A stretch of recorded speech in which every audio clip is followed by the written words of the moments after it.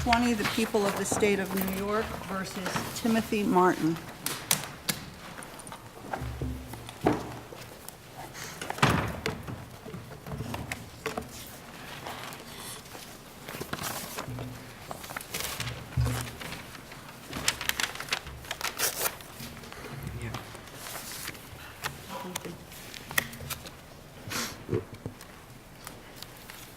Good afternoon, counsel. Good afternoon, and may it please the court. My name is Megan Byrne, and I represent the appellate Timothy Martin. With your honor's permission, I'd like to reserve 2 minutes for rebuttal. Okay. When the police asked Mr. Martin where he lived, he was handcuffed and in an apartment where the police had just found drugs pursuant to a warrant that directed you them. don't dispute that they could have asked him for his address if they had just waited another few minutes, had him handcuffed, brought him down to the precinct, and then asked those questions. Do you, or am I misunderstanding your argument? If this question was asked in regard to a typical booking scenario, I think it becomes a different situation than what's at hand here. I'm having a hard time understanding that position, because it seems to me it either falls within the pedigree exception or it doesn't. And if there are 5 adults being arrested at the scene and they're about to be taken down to the precinct, it seems to me that the same purpose is served of asking those questions before they get them all into the paddy wagon or whatever. I just, if they knew that they were only going to ask those questions 10 minutes later, what's the difference where it took place? Well, this court in Rodney directed us to look at all of the circumstances around a question regarding whether the police should know it's reasonably likely to elicit an incriminating admission. Here, where the search warrant said, look for drugs and evidence of the residence of the apartment. The police found drugs, and then at the same scene, asked Mr. Martin in handcuffs But the where he same lived. result would occur whether, what if this apartment building was next door to the precinct? And all they had to do is walk out the front door and then walk into the door of the precinct and ask the question. Why would that make any difference? Well, I think to the extent that there's evidence that the police are kind of using the booking procedure to get at this question, to do an investigation, Rodney indicates that that would be an issue. Here, where the question's being asked in the course of investigation and goes to an element of the crime, it's clear that, So, counsel, I thought you had argued in your briefing that it's not just whether or not it can be asked, it's whether or not it can be admitted. They could ask it, doesn't mean it gets in. Yes, exactly, yes. Where it's likely to incriminate, there should have been Miranda.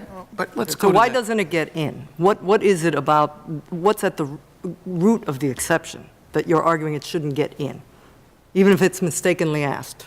Where Mr. Martin's Fifth Amendment, privilege is violated, of course, and there was no Miranda to tell him that he didn't have to answer that question when he was handcuffed in that apartment. Well, you didn't get notice of it either under 71030, did you? Exactly. And so, yes, to the extent that there are questions of fact here regarding was this an If you had investigatory got notice, question? what would have happened? There would have been a Huntley hearing then, right?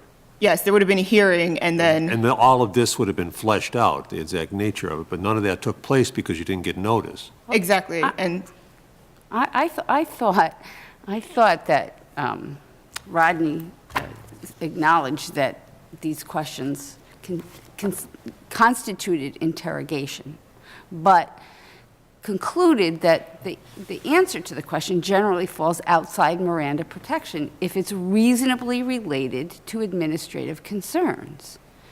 So the court said in Rodney that the people may not rely on this exception where questions are likely to elicit an incriminating admission because of the circumstances. But that test, to me, seems like the Rhode Island v. Ennis test for when you need to Mirandize somebody. So that test, and I know we have some language in Rodney, but that test seems to go to when are you interrogating someone, therefore you have to Mirandize them. And now we're kind of coming back around and saying that's the test for the exception to Miranda. So in order to get but the pedigree is an exception, otherwise you would have to Mirandize, right? So if otherwise you would have to Mirandize, meaning it's reasonably likely to elicit incriminating information, how can you use that as a test for the exemption? And to me, the test for the exemption should have been designed to elicit incriminating admissions. And isn't designed more of a subjective look than reasonably could have? Like, reasonably to me is the reasonable person standard, right, under these circumstances. And that is this test for interrogation. And even in Rodney, I mean, you ask a drug dealer, what's your job? Is it potentially may say drug dealer, right? I mean, that's the honest answer to that question. But it wasn't designed to elicit that. And to me, designed is the pedigree exception. And what you want to use is the test for when you have to Mirandize somebody. So a subjective test of design would, well, one, be completely out of line with all other, doctrines that are similar. For instance, the exigency doctrine that I believe respondents mentioned, it's an objective look at the circumstances. But how is that different than the standard for when you need to Mirandize someone? So Miranda, I believe you're referring to Muniz, the court there said that the booking questions were interrogation, but something is interrogation, one, if it's express questioning in a custodial setting, which is what is the situation here.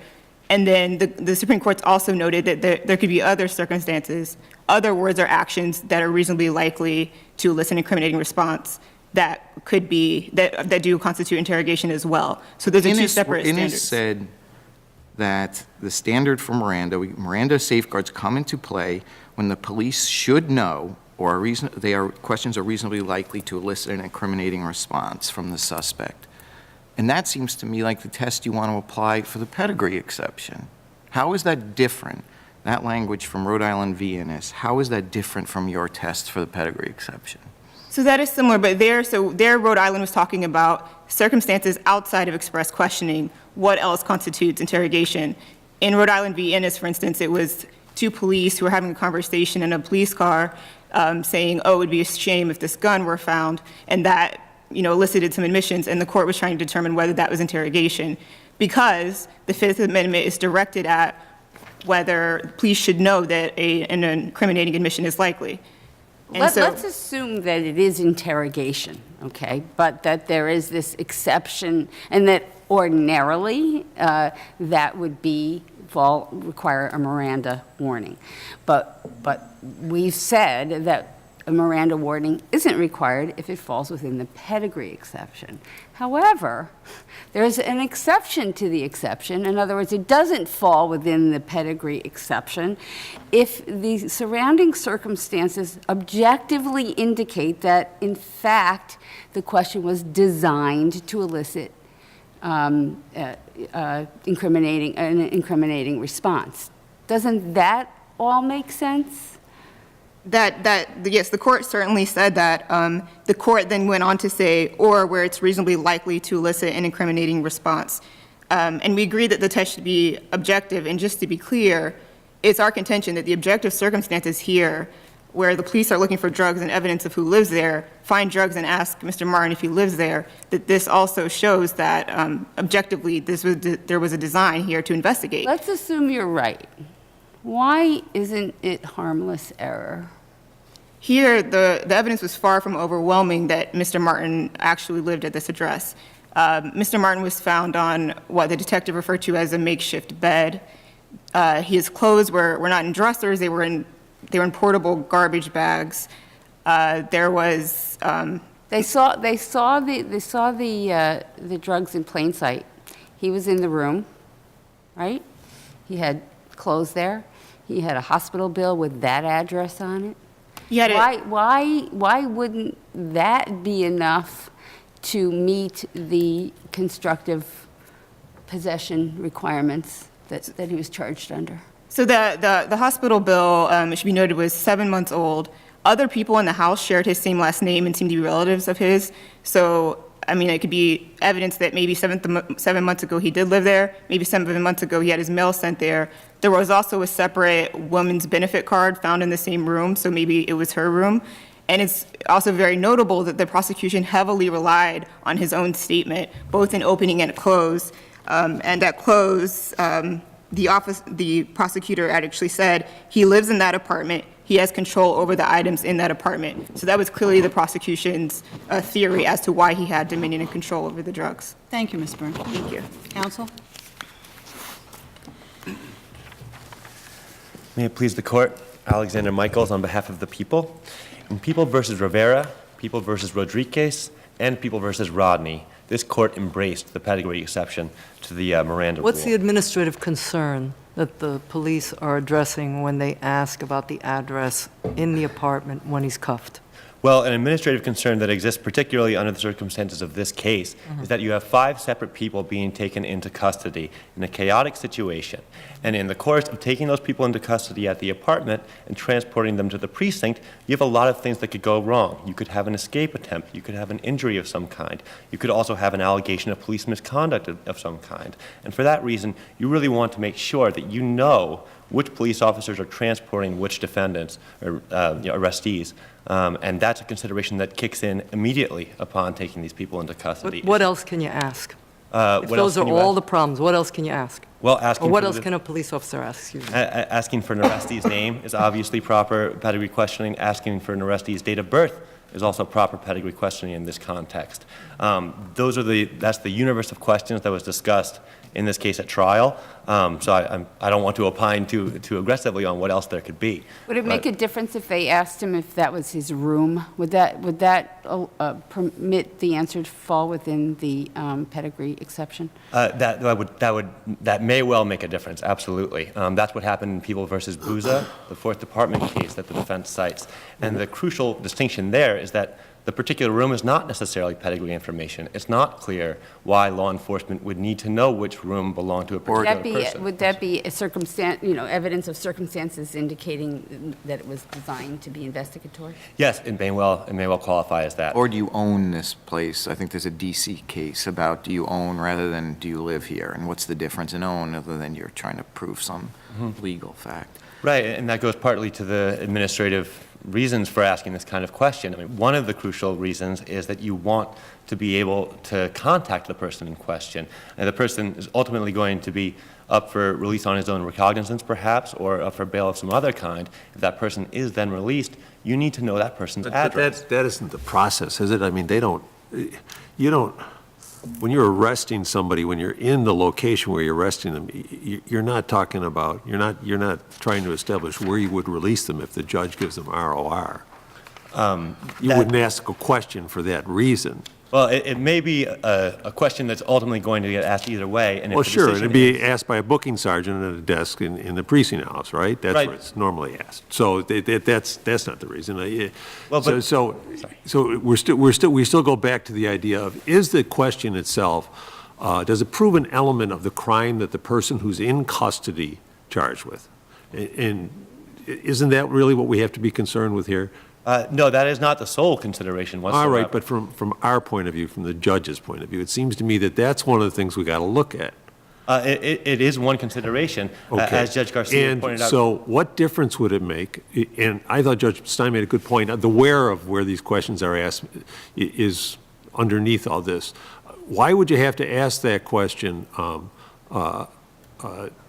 before you go down to the booking station? Why would you have to ask any question about an element of a crime when you're in custody and you haven't been Mirandized? Why should an officer be asking those questions? Well, for the reasons I described, there are a lot of things that could happen in the course of transporting somebody to the precinct.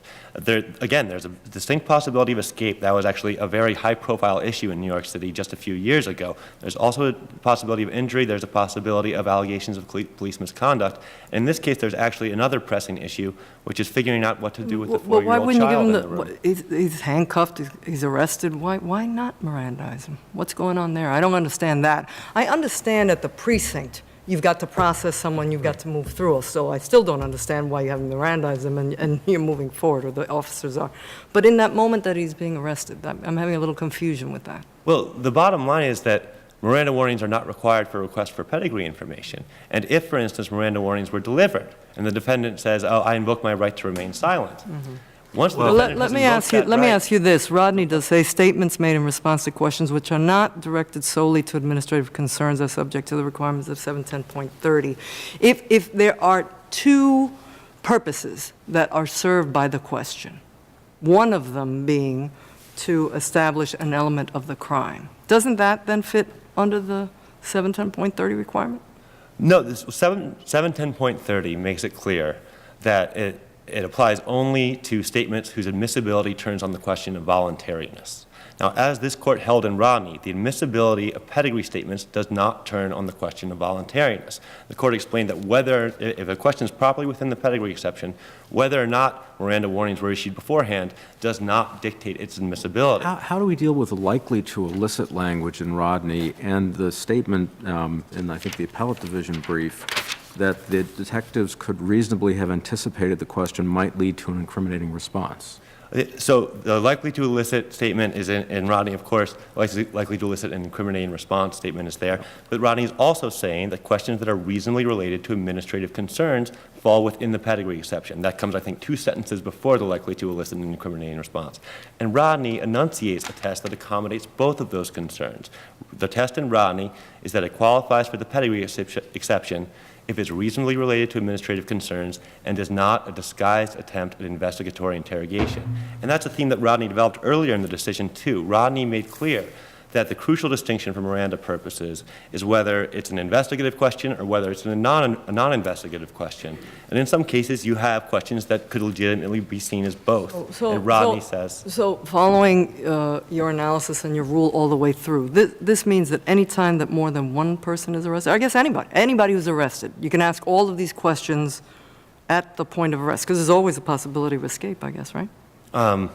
So now what was called pedigree, or the booking exception, is now expanded to any location where anyone's arrested or stopped? Well, as to core pedigree information like this information, yes, it may well be that in other situations, when someone's being taken into custody, if there's a legitimate concern about escape or whatever else, then yes, that question would be allowed to be asked. But I would like to note that it's a very narrow universe of potential questions here. Well, yeah, right, narrow universe, but essentially in every time you're executing a search warrant, you can ask, do you live here? That may be the case. It's not clear. Well, then what's the rule? And when could you not? When can you not ask whether a person lives there? I've got a search warrant, I'm knock on the door, I'm admitted, present the warrant. Can I always ask that? Well, isn't there a difference between do you live here and what is your address, sir?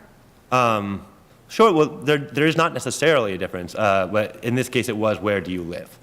So yeah, that question is a core pedigree question. As Judge Stein pointed out, it's going to get asked one way or another.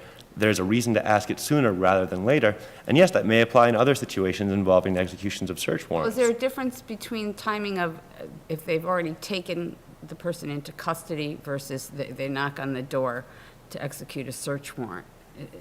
But they haven't decided to take anybody into custody yet. Is there a difference in what they can ask at those 2 different times? I'm not sure how that would affect the applicability of the Miranda rule in the first place. Well, because the administrative concerns, do they only come into play when they're taking someone into custody, or might those concerns come into play? I think those are some of the questions that are being asked, and I just kind of there is a theoretical possibility that those concerns could come into play earlier, especially if it's about responding to allegations of police misconduct or something like that. But that's not the case we have here. Of course, the case we have here is that people were being taken into custody, and in the process of taking them into custody, these questions were asked. You may very well make a very compelling argument about why an officer always gets to ask this question. But I'm not sure I really understand the argument for why it gets to be admitted. I get why I understand your argument about why you get to ask it. Well, why does it get to be admitted? Because that's really, at the end of the game, what is most disconcerting. Applying the exclusionary rule here would be providing a remedy without a violation in the first place, right? The recognition of the pedigree exception, and again, this court has recognized the pedigree exception on 3 previous occasions. What that means is that law enforcement is in fact allowed to collect this pedigree information. If law enforcement is in fact allowed to collect this pedigree information, regardless of the Miranda situation, then there is no violation to be addressed by applying But the argument is exclusionary that rule. it's getting information that goes to an element of the crime without having been advised of one's rights. But it's Right, not that's right about- against self-incrimination. That's the point of that argument. Right, but as this court has held, the Miranda rule does not apply to pedigree questioning. So if it is in fact bona fide pedigree questioning, then there is no Miranda Well, yeah, violation in the first place. and Right, there's if the nothing to pedigree, dispute. yes, if it's not directed solely to administrative concerns, though, it doesn't apply. Correct. So that was my question before. If it has a dual purpose, It does still why, need to be you could directed ask to- it, but why should it be admitted? I'm sorry, I'm failing to So follow. it served the police officer's purpose. You've gotten the pedigree information, you can proceed with the processing, protect whatever concerns you outlined at the beginning of your argument. But we also address the concerns about the constitutional rights of the defendant. Well, if the court applies the test enunciated in Rodney, whether it's a disguised attempt at investigatory interrogation, and finds that it was not such an attempt, then there has been no violation of the Miranda rights in that case. And if there has been no violation of the Miranda rights in that case, then there's no basis for applying the Does Rodney exclusionary use the rule. word disguised? Does Rodney? Yes. Is- Disguised attempt at Disguised investigatory attempt. interrogation is the exact language. Thank you, Counsel. Thank you, Your Honors. Counsel, he says it's only a disguised attempt that we have to be worried about. Is he wrong? He's wrong. That would certainly be a circumstance under which Miranda should have been given. However, the court clearly says also if it was reasonably likely to elicit an incriminating response. And in fact, in the holding in Rodney, the court found that that particular question was not a disguised attempt and was not reasonably likely to elicit an incriminating response because both factors are relevant. Because what the courts are getting at and what the court was getting at in, the Supreme Court was getting at in Muniz is if it is solely an administrative question. Again, in Muniz, they use the design. They don't use disguised, but they use designed. I think Rodney uses designed at some point again. And just to go back, and I think it was an interesting explanation of Rhode Island v. Innis, but then you are using the functional equivalent of interrogation test to define whether or not actual interrogation falls within the pedigree exception, right? In essence, because the court in Innis came up with that test to make sure that these actions, You know other than this is questioning, interrogation. This is actual interrogation. So why do we need the functional equivalent test to tell us whether or not this falls within the pedigree exemption? because with the functional equivalent test, the court was trying to make sure that these other words and actions that aren't express questioning came in the ambit of the Fifth Amendment, because that's exactly what it's designed to protect, is where an officer should know that what they're doing or saying is likely to elicit an incriminating response. The language Muniz picks up isn't that language in the footnote of Muniz that you cite. It's designed to, which seems to me somehow different than that standard for functional equivalency of interrogation. Well, so the court also noted there, and this is where the reasonably related language came from, that the questions in that case were requested for record-keeping purposes only, which comes back to this concern that this has to be the sole reason these questions are being asked. And of What course, if you the three... had the police officer testify, this is the sole purpose I asked this question? Then you're really doing a subjective analysis, right?